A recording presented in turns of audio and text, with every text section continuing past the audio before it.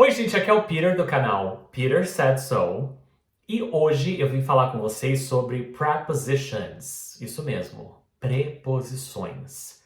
Essa é uma dúvida que muita gente me pergunta, muita gente me perguntou durante a minha carreira inteira e até hoje muita gente me pergunta como usar as preposições em inglês. É um pouquinho diferente do português, né? Então hoje a gente vai focar nas preposições de tempo e lugar. Estão preparados? Vocês não vão esquecer depois dessa aula. Eu acho que vocês vão memorizar e vão levar isso para a vida. Então, vamos começar? Bom, primeiramente, eu sempre ensinei aos meus alunos o método da pirâmide invertida. O que é isso, método da pirâmide invertida? Eu costumava usar também um termo, eu costumava chamar essa pirâmide invertida de calcinha. Por quê? Porque ela é, na verdade, uma pirâmide invertida. Então ela se parece, ela tem o formato de uma calcinha. Então acho que eu mexia nessa memória dos alunos, era mais fácil de gravar do que falar pirâmide invertida, eu falava calcinha. Você memoriza do jeito que você quiser. Se você quiser memorizar uma pirâmide invertida, você memoriza. Se você quiser memorizar uma calcinha, também funciona. O importante é você memorizar e guardar isso e levar isso para sua vida, tá? Eu vou colocar aqui na tela como é essa pirâmide. Então dá uma olhada. Olha que interessante. A gente tem aqui as preposições in, on e at, tá? E nós temos do lado esquerdo tempo, todos os tempos, e do lado direito nós temos lugares. Então, como que a gente vai usar essas três preposições? De uma maneira geral, o que a gente pode perceber nessa pirâmide invertida ou nessa calcinha? Que se você está se referindo a uma coisa muito geral, né, uma coisa mais geralzona, você vai usar o N, tanto para lugar quanto para tempo. Se você vai um pouquinho mais específico, não é tão específico, mas não é também tão geral, você vai para o on. E se você for falar de algum tempo ou de algum lugar muito específico, você vai usar o at, tá? Então vamos focar primeiro, vamos passo a passo. Vamos começar no ali, né? Tô chegando ali, tô bem no comecinho da minha pirâmide ou da minha calcinha, tá? Então vamos começar com o N. Olha aí na tela. Então aí eu tenho o quê? Eu tenho o mais geral. Então, N, ele é usado tanto para tempo como para lugares, em termos mais gerais. Ele é mais, né, ele abrange uma coisa maior. Então, vamos começar com o tempo. Olha aí. Vamos falar de N para tempo. Então, se eu vou falar de um século, um determinado século, né, eu vou usar o N. Por exemplo, in the 1800s, que é naquele século, né, do 1800, no século, nesses anos, todos esses anos, 1800. Então eu vou usar in, porque é muito geral, né, gente? Eu também, se eu quiser falar de uma década, eu vou também usar o in. Então, por exemplo, in the 80s, que é uma década muito boa, inclusive, eu vou usar in the 80s, porque é uma década também, é um espaço de tempo muito grande, né?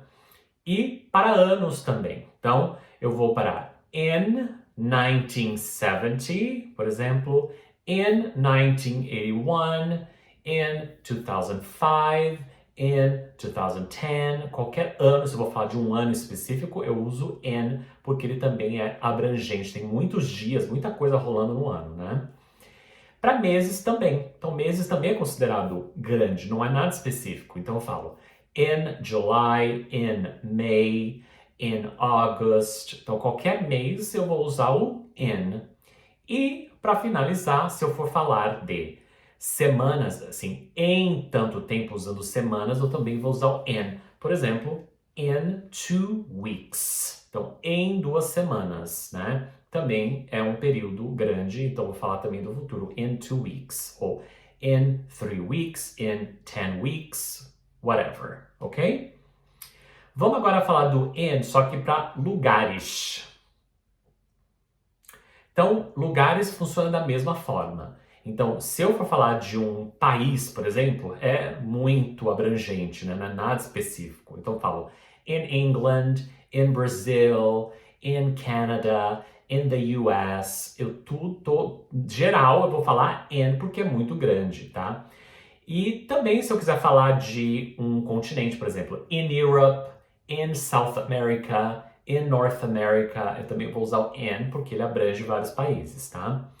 Também uma cidade. Então, se eu vou falar de in London, por exemplo, in São Paulo, in Rio, in Fortaleza, in New York, in Toronto, in Ottawa, cidades em geral. E um neighborhood, que é um bairro, uma vizinhança. Então, se eu falo in Chinatown, ou eu posso falar alguma vizinhança de São Paulo, por exemplo, in Vila Mariana, in Santo Amaro, in qualquer bairro que você conheça, tá? Então, o que a gente aprendeu com in? Ele abrange muita coisa, ele é grande, ele não é nada específico.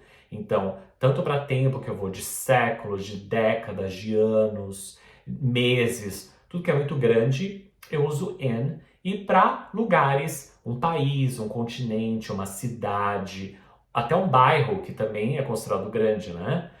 Eu uso o in. Deu para pegar? Vamos pro on e depois a gente vê os três juntos como que fica, tá? Então, on, ele é um pouco mais específico, mas ele também não é tão específico como o at, que a gente vai ver depois.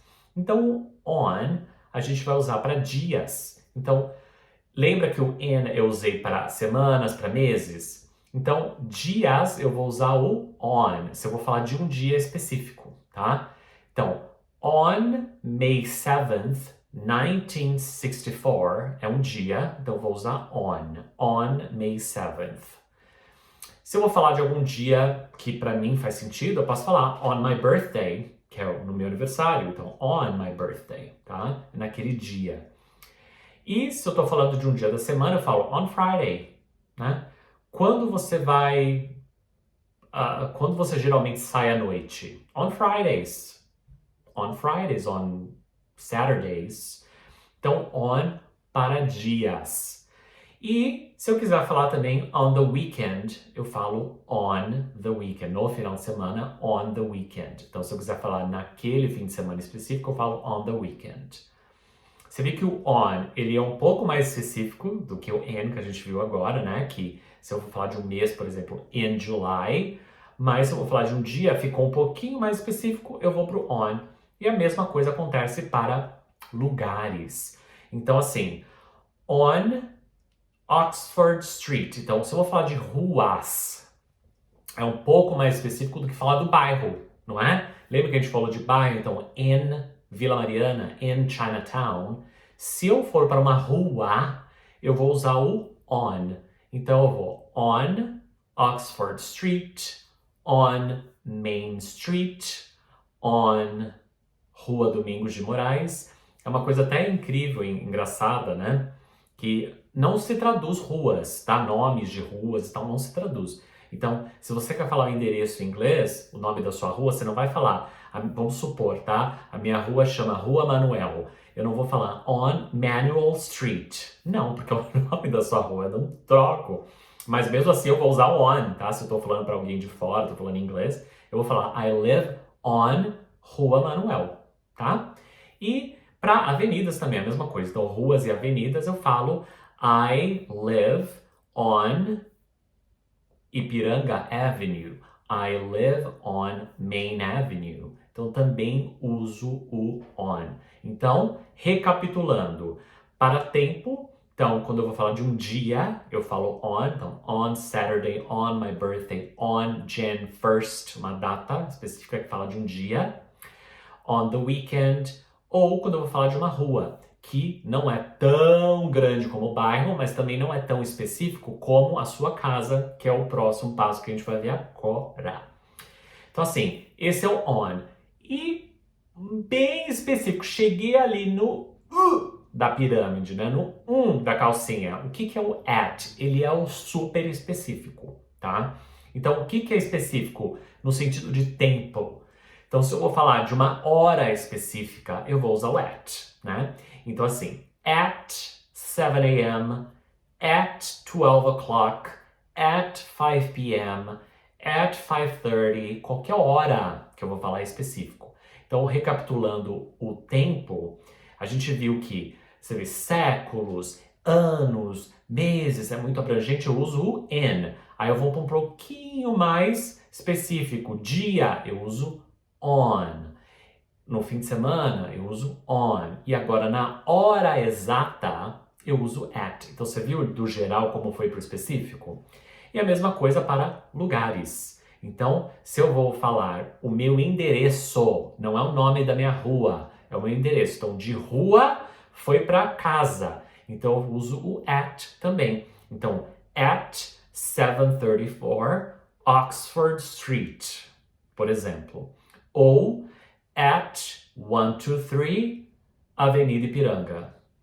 Tá? Uma suposição aqui.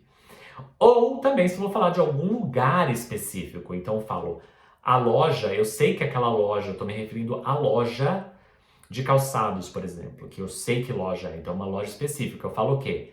At the store, at the store, at the grocery store, no supermercado. Então eu uso at para lugares bem específicos. Ou at school, né, na escola, né? Então específico o at. Recapitulando os lugares, se eu vou de um continente em South America, para um país em Brasil, para um bairro em Chinatown, mais abrangente, vou para um pouquinho mais específico, on Oxford Street, para minha rua, do bairro, do país, da cidade, eu fui para minha rua, on, em cima ali da minha rua, né? On Oxford Street, on Ipiranga Avenue, Avenida de Ipiranga, eu já traduzindo, né? Falei que não podia, tô fazendo. E para o mais específico, que é o at. Então, at tem um número e tudo. Então, memoriza que se eu colocar o número da minha casa, ou se eu falar na minha casa, é bem específico. Ao contrário da minha rua, que não é tão específico. Então, eu uso o at. Espero que vocês tenham gostado. Eu vou deixar um link aqui embaixo com essa tabelinha, para vocês pegarem essa tabelinha e estudarem, e guardarem também e usarem para qualquer coisa que vocês forem fazer. Memorizando isso será ótimo para você aprender inglês, para você falar inglês. E não se esqueça de se inscrever no meu canal, assim você me ajuda a fazer mais vídeos. E conversa comigo. Põe aqui nos comentários o que você quer que eu fale sobre, quer que eu fale sobre o Canadá, quer que eu fale sobre a minha vida aqui, quer que eu fale de onde eu moro, quer que eu fale de inglês, que dica de inglês? Ah, eu nunca entendi isso. Tem um monte de gente dando aula de inglês aqui no YouTube, eu sei disso, mas cada um tem o seu jeitinho. Eu tenho o meu, eles têm o deles, cada um tem o seu. De repente a minha explicação vai ser melhor ou vai ser pior, de repente para você é melhor, para outra pessoa não. Deixa aqui no comentário que eu vou preparar uma aula especialmente para você, tá? Um abraço e um beijo do Peter.